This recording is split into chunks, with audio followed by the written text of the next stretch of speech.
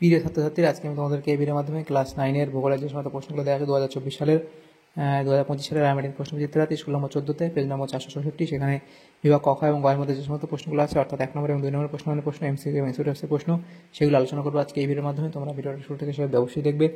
আর channel যদি নতুন হয়ে থাকে অবশ্যই তোমরা চ্যানেলটাকে সাবস্ক্রাইব করে রাখবে পরবর্তী যে স্কুলগুলো আছে সেগুলোর প্রশ্নোত্তর পাওয়ার জন্য। আর এর আগের স্কুলগুলো প্রশ্নোত্তর আলোচনা করে দেওয়া আছে, তোমরা প্লেলিস্ট থেকে পেয়ে যাবে, সেগুলো অবশ্যই দেখে নিও সেখান থেকে। আর এই প্রশ্নোত্তর পিডিএফ তোমরা পরবর্তীতে আমাদের টেলিগ্রাম চ্যানেল থেকে পেয়ে যাবে, ডেসক্রিপশনে লিঙ্ক দেওয়া আছে, সেখান থেকে যুক্ত হতে পারবে। তো 14 নম্বর স্কুল দেখো, যেটা বলা আছে বিভাগ ক, সেখানে 7টা এমসিকিউ টাইপ প্রশ্ন দেওয়া আছে। 7 নম্বর একের দাগে বলা আছে সঠিক উত্তরটি নির্বাচন করে পূর্ণ বাক্যটি লেখো।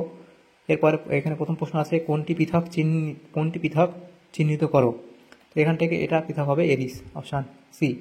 এরপরে GEOID জিওড শব্দটি একটি বিশেষ আকৃতিকে নির্দেশ করে। এখানে জিও শব্দটির অর্থ কি? পৃথিবী, অপশান বি। এরপরে যে প্রশ্নগুলো এখানে আছে দেখো, সেটা বলা হয়েছে যে সুমেরু ও কুমেরু এই দুই বিন্দুকে সংযোগকারী রেখার নাম, সেটা কি? সেটা হবে কি? অপশান ডি, অর্থাৎ মূল মধ্য রেখা। তারপরে আছে দক্ষিণায়ন শেষ হয় যে দিনে, তা হলো কি? 22 ডিসেম্বর, অপশান বি। এরপরে আছে সম্পদের ধারণার জনক হলেন, সেটা হবে জিমারম্যান, অপশান সি।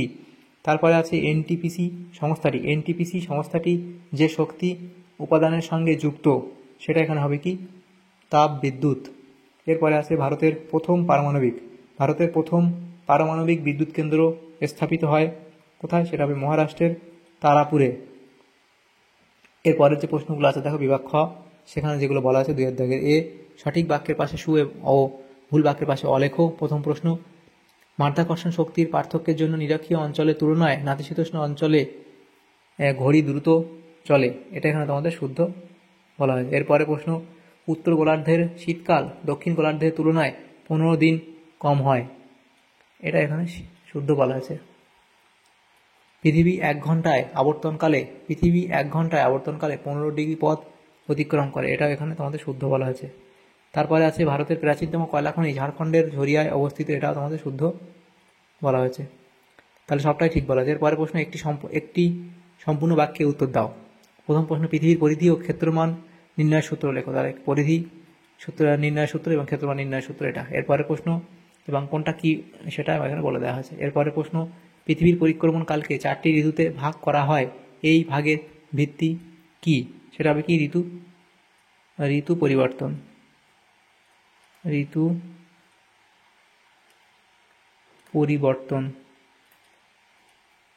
এরপরে ছিল 3 দাগের প্রশ্ন, পেট্রোলিয়াম শব্দের অর্থ কী? তাহলে লিখবে পেট্রোলিয়াম দুটি ল্যাটিন শব্দ, এটা হচ্ছে পেট্রা ও ওলিয়াম যুক্ত হয়ে সৃষ্টি হয়েছে। পেট্রা শব্দের অর্থ শিলা বা রক, ওলিয়াম এবং শিলা বা রক, এবং আচ্ছা এটা এবংটা আগে হবে এখানে, এবং ওলিয়াম শব্দের অর্থ তেল, অর্থাৎ শিলার মধ্যে যে তেল পাওয়া যায় তাকে পেট্রোলিয়াম বা শিলা তেল বলে। এরপরে দেখো 4 দাগের প্রশ্ন, দেখো সংস্কৃতি, মানুষ, সম্পদ, এবং এদিকে তাহলে একটা কী হবে? শূন্যস্থানে কী হবে? লিখবে কি? প্রকৃতি। তাহলে এখানে লিখবে কি? প্রকৃতি। এরপরে প্রশ্নগুলো আছে দেখো, দেওয়া হচ্ছে বিভাগ গ 3 দাগের প্রশ্ন, সেখানে প্রথম প্রশ্ন দেওয়া আছে জিপিএস কি? তাহলে জিপিএস সম্পর্কে এটা লিখলে গ্লোবাল পজিশনিং সিস্টেম। এরপরে যে প্রশ্নগুলো আছে দেখো, সেটা বলা আছে জিওড কি? আচ্ছা জিপিএস তোমরা পয়েন্ট করবে এখান থেকে লিখবে। এরপরে জিওড কি? জিওড সম্পর্কে গ্রিক শব্দ এখানে দিয়ে লিখবে। কোরিওলিস বল কি? তাহলে কোরিওলিস বল, তার উদ্ভাবক, বৈশিষ্ট্য ইত্যাদি পয়েন্ট করে লিখবে কোরিওলিস বল সম্পর্কে। এরপরে অথবা দিয়ে প্রশ্ন ছিল মহাবিষুব কাকে বলে? মহাবিষুব বৈশিষ্ট্য লিখবে অবধি। এরপরে ভূতাপ শক্তি কি? তাহলে ভূতাপ শক্তি লিখবে গ্রিক শব্দ জিও মানে পৃথিবী এবং থার্মাল মানে তাপ, সুতরাং ভূ অভ্যন্তরের তাপ শক্তিকেই ভূতাপ শক্তি বলা হয়। এটা হবে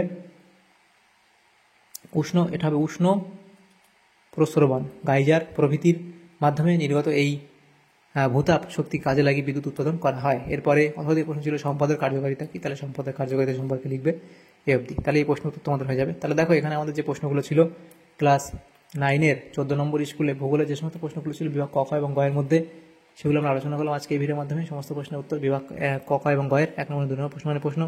তোমাদের যদি সামান্যতম উপকার এসে থাকে ভিডিওটা, অবশ্যই একটা লাইক করবে, বেশি বেশি করে বন্ধুদের সাথে শেয়ার করবে, এবং পরবর্তী যে স্কুলগুলো আছে সেগুলোর প্রশ্ন উত্তর পাওয়ার জন্য অবশ্যই তোমরা আমাদের চ্যানেলটাকে সাবস্ক্রাইব করে রাখবে। Thanks for watching.